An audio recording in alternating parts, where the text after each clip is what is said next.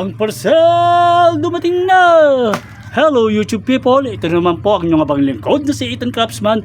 May bagong parcel na naman tayong re-reviewin itong araw na to. So dumating itong ating parcel. Para po mabilis sa pangyayari, ibubuksan na natin habang ako yung nagsasalita. Ginagawa po natin itong mga video na ganito para magkaroon po kayo ng idea dun sa mga na-order natin online. So sinira ko na po talaga yung plastic. So muntik na po siyang na-smash sa kanyang sa kanyang packaging.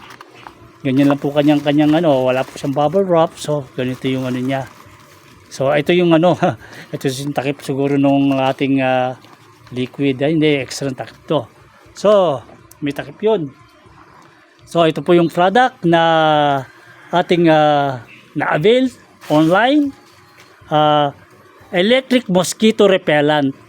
Electric mosquito repellent po ito.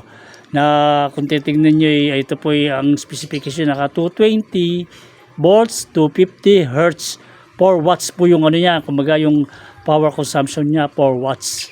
Na siyempre mas mahal po yung mas mahal po yung pagka na dengue tayo, kumbaga nakakagat tayo ng lamok na may virus na dengue, ay mas malaki ka magagastos natin compared dun sa mga ganitong produkto.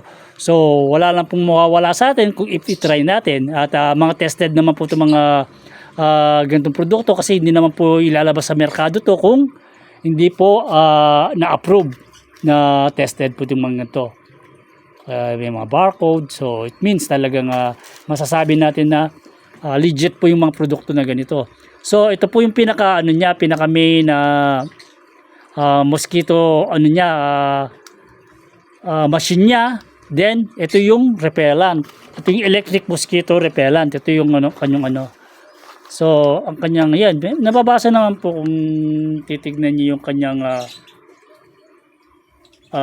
kanyang product features, instruction for use. Yan. Nakalagay po lahat yan.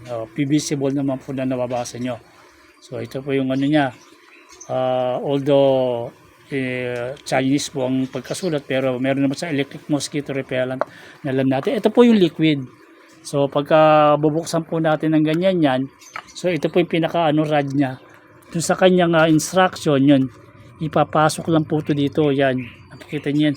Meron siyang meron siyang thread dito na pag pinasok mo yan ay ating turn clockwise. Turn mo siya ng clockwise, then ipa-plug in mo na siya, na nakakasiguro na mapapasarap ang tulog natin, na hindi tayo po aabalain ng mga mosquito na lumilipad-lipad sa ating tenga o kumakagat. So actually po itong produktong to pang second order ko na po to. Yung unang order ko ay nasubukan ko, hindi ko lang po na-review yun dahil sinubukan ko muna, pero ngayon na-approve ko na, tested na talagang magdamag na hindi po ako inabala ng mga mosquito, ng mga lamok.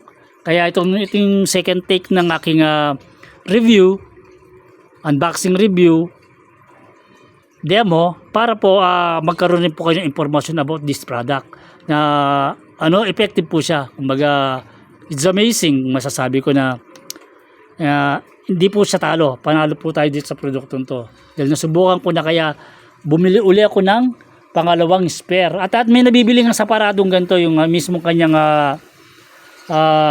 mosquito repellent na na liquid na ganito, bibili mo sa parado yan. Kaya bumili ako ng ganito. Yung isang nabili ko hindi pa nauubos, o ilang halos it's almost a month na rin na nagagamit, na hanggang ngayon meron pa rin siyang liquid.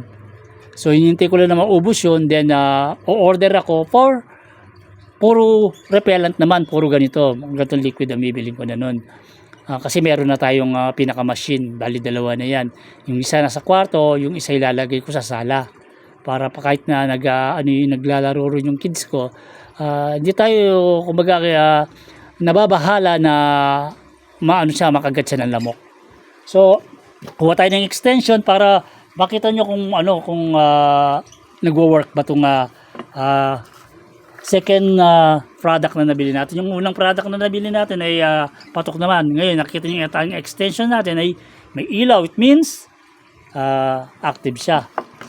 So, kailangan pag nakalagay ito, nakatayo ng ganyan eh.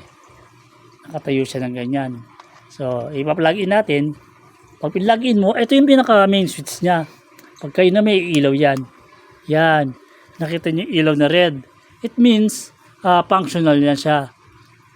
Upon checking, hindi siya ganong kumbaga, parang odorless siya. Meron siyang amoy na konti, pero hindi naman medyo mabango ng konti lang. Pero hindi siya kumbaga attractive na amoy na masasabi natin na talaga mapapansin natin. Parang wala lang. Pero pagka dinikit mo yung ilong natin dito mismo sa may, dito kasi lumalabas yung yung mismong formulation ng liquid na siguro kaya electric yan. Kumbaga meron siyang function para ilabas niya yung through usok. Di ba? Sa air na ang mga lamok mismo ay masasabi natin na ayaw po nila. Kumbaga nai-irritate sila, either umaalis sila or may posibilidad na nade-dead sila. Ang pinaka-importante lang po yan ay yung talagang malalaman natin na talagang hindi tayo inaabala ng mga lamok. So yan, it means goods naman tong na-order kong second order kasi may ilaw siya, it means functional siya.